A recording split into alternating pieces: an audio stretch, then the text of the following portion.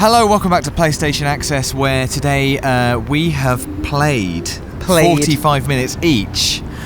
You know, the same 45 minutes, but separately. Of Watch Dogs Legion. It's just been announced by Ubisoft. It's very exciting. I was just about to give away some of the things, actually, we're going to be talking about. I'm sorry.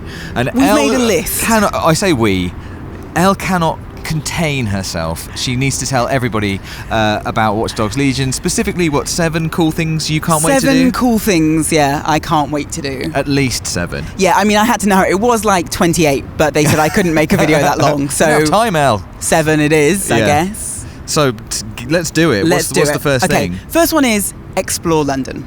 Yes. So the game is set in London, and when we say set in London, now often games are set in London and it means there's Big Ben somewhere.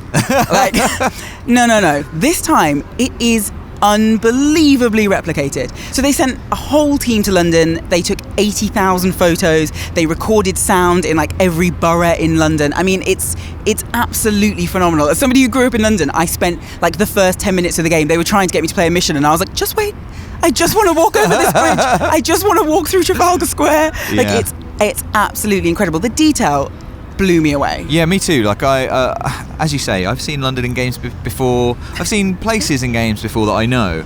There was something about London in Watch Dogs Legion. I just couldn't stop looking at it everywhere. Yeah. Like incredible detail, the monuments, and obviously this is a slightly futuristic London. Yes, you know, it's near not present day London. But the way that they have kind of just augmented the London that we know, and brought it into the future, or pushed it into the future, it's just incredible. Like genuinely, I had like 5 minutes at the end of my hands-on time where she was like, "You can just do what you want now," and I was just like, "I'm going to the river," and just to like. Went on the underground to Charing Cross and just looked out at the Thames and the skyline. It's phenomenal. Yeah, it really has. It has that GTA vibe of even after you've finished missions, you could just explore the city. You could just like drive around, catch the tube. Yeah, like it's absolutely incredible. What's number 2? Okay, number 2 is recruit any character.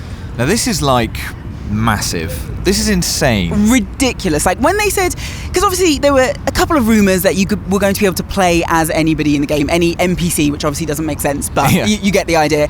And I was like, okay, well, that must mean something very basic. Like maybe you can just talk as them or see something about them. Yeah. But when they say you can play as any character, you could pick any person in the street walking past. You scan them, it tells you a host of information about them. So it tells you, like, you can look up their search history, you can look up how much they earn, you can look up their schedule on the map, and if it says they're going to be here on the map at 3 p.m, if you go there at 3 p.m, they'll turn up and do whatever they're going to be doing. You can learn everything about them and recruit them to your crew, and once they're in your crew, you can play as them. So when they say you can play as anyone, you can play as anyone you see in the game. Yeah, it's really difficult to kind of overstate this because it's like insane. So there's not as such, as far as we could tell so far, there's not really kind of like you don't play as as one character. You don't have a main character. I don't know who you obviously will start the game as somebody, but then you will be recruiting people from the street. And the way that you do that is you investigate them. I guess you scan them, like Elle said, and you find out about their lives. You find out how how they feel about DedSec, and if they're very pro DedSec, then it will be easier to recruit them, and if they're very anti DedSec, it will be more difficult and you'll have to do more things for them. But every character in the world, every person you see on the street has a life, they have relations, they have jobs, they have a routine. Like you say, you can find out where they're going, where they've been, what they're doing, and you can recruit them and then you can play as them. And that's insane. Like, it's insane. It's really hard to get across, and seeing it in action was just like really amazing. Yeah, and I genuinely was just picking people and scanning them and recruiting them, and because they had a little hack for us that we could instantly get them on our side rather than having to work at it. And I would just switch them immediately to be like, can I really do this? And you literally can just be anybody you see and take over their life. And then the scary thing is that it's not just becoming a character physically, it's that they have a life. They have appointments that they're going to. Like, and you've disrupted their day. Big time. Yeah, they've not gone to their appointments. Not for what I'm playing. In fact, they've probably been arrested now if I'm playing. So yeah, what's number 3? So it's choose a class for the very first time in Watch Dogs. Yes. So this was pretty exciting because I'm somebody who does like a class, you know? I'm like, which one has the battle axe? Which one is a tank? Like, that's what I want. And so we've got 3 classes this time. Yep. So the first one that you start off with is Enforcer. So they said that that's the kind of basic class, didn't they? That's the very first one. It's the one that's perhaps very slightly easier than the others, I think is what they were saying. It's got a wider range of weapons. It's kind of like an all-round damage dealer, isn't it? Yeah, and that's the one I liked when I was shotgunning people. I was like, yeah, this guy. Yeah. So then there's also Hacker, which is kind of pretty self-explanatory. So obviously, because this is set in near future, there's lots and lots of tech. So like there's cameras, there's drones always overhead. There's a big organization that's taken over and uses tech to do it. And so the Hacker obviously has huge abilities there in going in and hacking tech to make their way across the city. And then the last one is Infiltrator. Yes. Which I really liked the sound of. Yeah, it's like a sort of stealth archetype, isn't it? Yes, yeah. So this one, obviously very stealthy and very similar to like Borderlands, say, where people have little optic implants. That's what people have, or some people have in this. And the Infiltrator can hack that and make you think you're not seeing them. Yes. Which I love. It literally erases you from the world. So hack into everyone else's, optic chips and erase yourself from the world. It's very, very sneaky. And you can also use it to shroud dead bodies. Exactly. People that you've killed or put just to sleep. Yeah. Because actually, now this is interesting, and I'm sort of going rogue here because I don't know what points you have to talk about. But it was really interesting to me that they said how important non-lethal was to them in Watch Dogs Legion. And for the one very good reason. Am I stepping on your toes here? No. That obviously you can recruit anybody now, so you need options to be able to take people down. They were like, you might get into an altercation with somebody, you don't want to kill them, you might want to recruit them. Yeah. So they've really worked on the melee and the non-lethal options in the game. Yeah. And I am now going to talk about perks. Is this one of your points? Yes, it is. Look, okay. it's on the list here. Right, what are you doing? I won't do it then. I'll let you talk about number 4. I think number 4, which is Fight the Man, very appropriately. So the best thing about this is London has been taken over by an evil organisation, which doesn't sound great. Like, bear with me. That's the best thing. Yeah, that's the best thing, and I'm done. But what it does mean is that you get to be part of like a subversive anarchist organisation, which is really fun. Like, you're secretly recruiting people, you're kind of fighting the power, and I like that a lot. Like, when you go to Trafalgar Square, they've set up like a big encampment with signs and they're trying to like take it back. And so I love any game where there's kind of that V for Vendetta vibe. Yeah, definitely. And I think like, in Watch Dogs previously, you've always been working for this kind of real secret small cell, which is fighting the power. Yeah. But I think they were kind of, one of the points they wanted to make this time is that you're part of a movement. This is like a big resistance that is building, and that's why you can recruit all these people, because they didn't want it to be small and dark and backroom and kind of secret. It's more like an uprising, and anybody can be part of that, which is really, really cool. Yeah, and it's like really refreshing, because I think one of the hardest things to do with an existing franchise is make it still feel like it's part of it, so still feel like a Watch Dogs game, but do something that's exciting and interesting. And so this idea that you're fighting this huge power, which is basically kind of the main antagonist. So it's, there is another kind of mafia-style organisation called Clan Kelly who are sweeping up the stuff that's, too small for Albion, which is the big kind of faux governmental organisation. But it's something that's very different for Watch Dogs, but still lets you play a Watch Dogs game. I think that's what I like, is that it's kind of refreshing, and and anything where I get to pull on a big like scary mask and go in like fists raised, I'm like way into She's not even joking. I mean, Elle was maniacal having played the game. It was strange. It was quite something strange. terrifying out in me. Yeah, because I discovered something about her.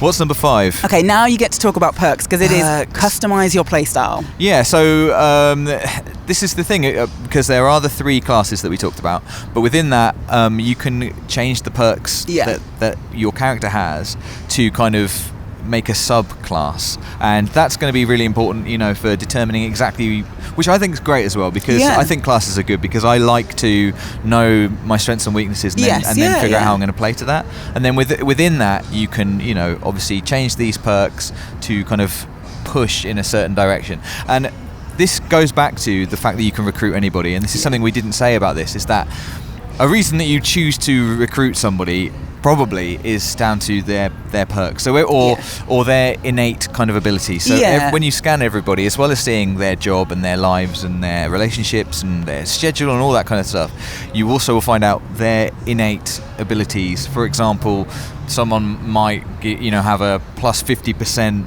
to melee attacks, and a weakness to, I don't know, digital stuff. Who knows? So you're walking around, and this is, I think this is going to be quite Moorish, because this is something I've loved from games like Metal Gear Solid 5, where as soon as you can recruit people, you are constantly on the lookout for your next big. It's like a card game, where you're like, exactly. Where's the shiny? I need the shiny one. Looking at the NPCs that you want on your team, and then using their innate abilities and combining that with perks that you unlock. Oh, it's just very exciting. Yeah, I love it. I mean, and one of my perks that was when we first could unlock perks, one of mine was like, you can load your shotgun with pennies. And it was like, well, they won't go as far, but they'll do a lot more damage. Oh, God. I was just like, yes, and they're please. super cheap. Yeah, exactly. I was just like, this is great. And I think as well, the other way that you can kind of customize it is that you can just play missions completely differently. So I think that was kind of demonstrated by the fact that we played a mission where you had to kind of break into Scotland Yard, and you did it the sneaky way, which was like hacking into cameras and looking around, doing all that good stuff, distracting people and whatever, finding out key codes. Whereas I pulled out a taser gun and just walked through the security gate and started shooting everybody in there until I found what I wanted. Am I right in thinking that we each played with like a demoist, and your demoist was like, if you go through there, the alarms will sound. Yes. And your response was, he tried to persuade me that I shouldn't do it like that. Yeah. Yes, they will. He was like, they'll all run out and you have to shoot them all. And I was like, thank you for telling me that. That's what I want. But walks forward.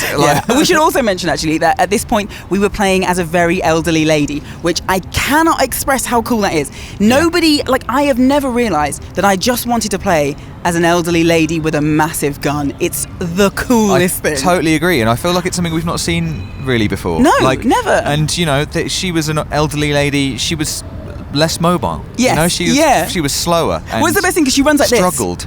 And then 2 seconds later, she's like, it's incredibly fun. Yeah. And I'm just so surprised by it. Yeah. I really, really, really enjoyed it. Yeah. I think that we've moved on to number 6 now, which is, you can fly on drones. Yes. So there's loads of drones in this game. So this was good. All different types. So you can, I think there's like attack drones, there's just delivery drones, there's, so there's basically a drone for everything. And the bigger ones that transport things, you can actually climb on. And the best thing is, there's like explosive caches around London, and they pick those up. And so if you're on them when they're carrying one, you can force them to drop it and create a massive explosion, which is I mean, this was great. amazing. We did an infiltration mission of an area of Camden. Camden looks insane, by the way. And riding on this giant cargo lifting drone and picking up explosive barrels basically and then dropping them on people. It just never got old. I did it 3 times. And the lady was like, we could try a different way. And I was like, no.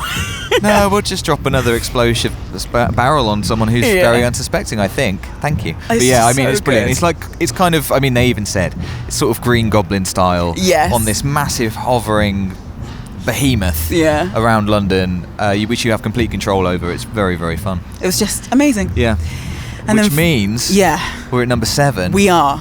Which is? Now, this is what I'm excited about. It is that once you've built your crew, you can take it online in online play. I didn't even know this. Nobody told me this. So this was mentioned. So I like it because you kind of do have to put a lot of work into your crew, right? This is the thing. And so, particularly because there's permadeath in this game. So if you kill a member of your crew, they're dead forever. You lose that person. Whether you've leveled them up, whether you've filled them with perks, they're gone forever. So you have to really look after your crew. You have to craft them. You have to spend ages scanning people to find the perfect people and put them all together. And so I like the idea that then you get to go and test it against your friends and be like, who did a better job of putting a crew together? Yeah, definitely, because it means something. Because if you put the time in to find those shiny people walking around, then that's going to come off. That's going to reward you, I think, when you face your friends. Or in the other way around, if you just get super lucky and you're just in a pub and you see someone who's got amazing abilities, that's also useful. You put in no time. That's just the way it goes.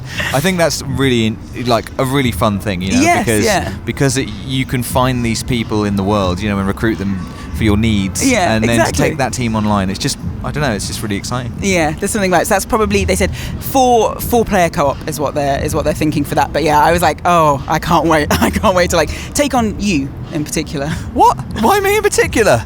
Because you've played it now, so I feel like you're the most experienced person. I need to like, bring I've four-man crew of old ladies. I've seen you play. I will not be playing against you. That's for sure. Well, thank you, Elle, for bringing 7 cool things that we can't wait to do in Watch Dogs Legion. I mean, genuinely, we walked away from the gameplay demo just like, oh my god, this was so much fun. It's brilliant. And like, I love how they've really changed Watch Dogs, exactly like you said. They've like pushed it forward and changed it whilst remaining true to the franchise. It's like really, really smart. Yeah. And just, I'm really excited to play more. So please do comment to let us know who you'll be recruiting in Watch Dogs Legion. Like this video if you liked it, and don't forget to subscribe so you don't miss anything else from the world of PlayStation. For the players.